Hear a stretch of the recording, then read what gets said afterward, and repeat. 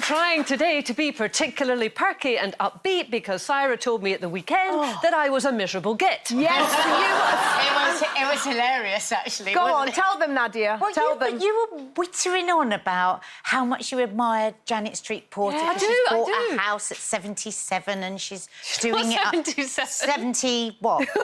2? 3. Whatever. Anyway, she's going to kill you. She's going to kill you. And she's doing it up. And then she actually said, whereas I, you know, I'm sort of winding down. She said, oh, what's the point? And I looked at her and I just thought, look at you, gorgeous, intelligent, smart, got everything going for you.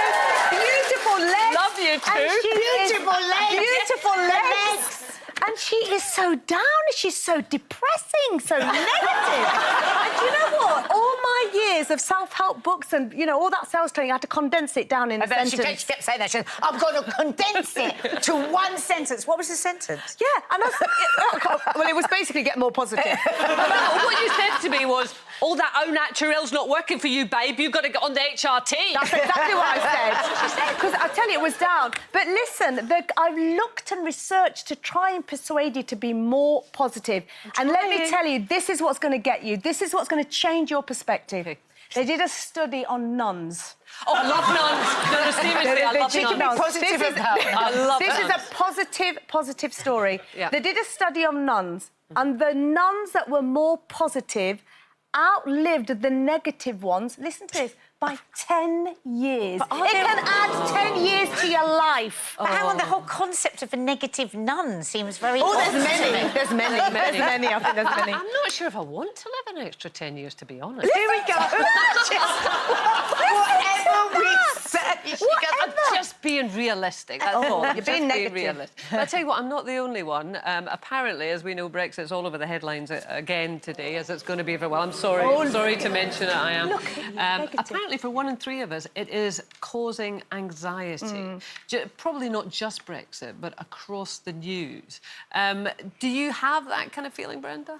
I've said it before. I don't really like the news as such because it's like everything is depressing. There's never anything uplifting on it, and it's just I switch it on and somebody's died or somebody. I'm like, I can't be dealing with this. I want to have happy life, and you know, let's just embrace the positivity. I'm all about that. So no, don't do the news. Don't do Brexit. Not. So what? You just don't engage with it. You don't watch it. Well, I don't watch the news. There's 6 o'clock news. There's 9 o'clock news. There's 10 o'clock news. There's all sorts of news. So what I do, I get up in the morning and then I look at on the social media what's on the news. And then I look at what's happened by the end of the night, and that's my lot. In between, it's just fun. It's fun and music and lots of fun. That's probably a really sane way, actually, because you and I, we're both quite news junkies, aren't we? And Mark very much is. I mean, that's really increased since I married Mark. So we have the news on all the time, or we're always talking about the news, and actually, for a long while, I was really proud of how engaged my kids were with the news and knowing what's going on in the world and could talk to you about Trump and this and that.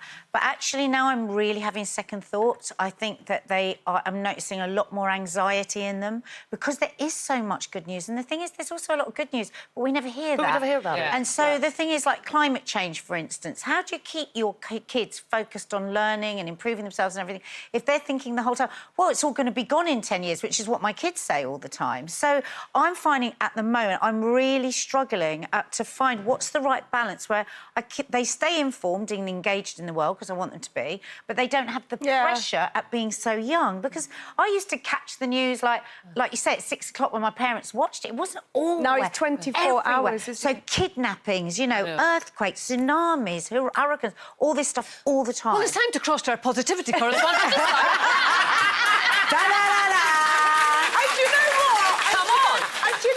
Put a spin on it, baby. I don't get down about the news because I was brought up that generation. My dad, the one programme he made us sit and watch was the news.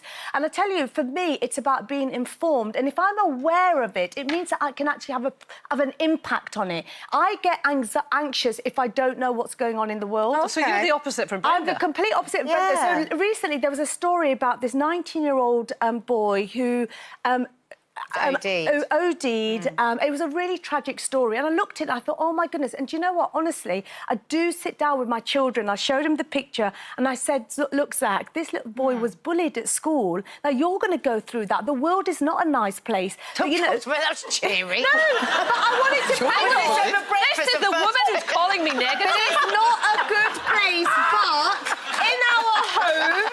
in our home, our family values, if there's anything you want to talk about, Mummy and Daddy are here. And I try and, put our values on the news. But he's younger now. It gets more difficult when they get in their teens and they're looking at the news But and it's they're about sharing perspective it. and it's about your own mindset because I get what the you're saying, NHS, the Brexit, we can all get down about it. But for me, it's about being aware and informed, and then you can do something about it. Yeah.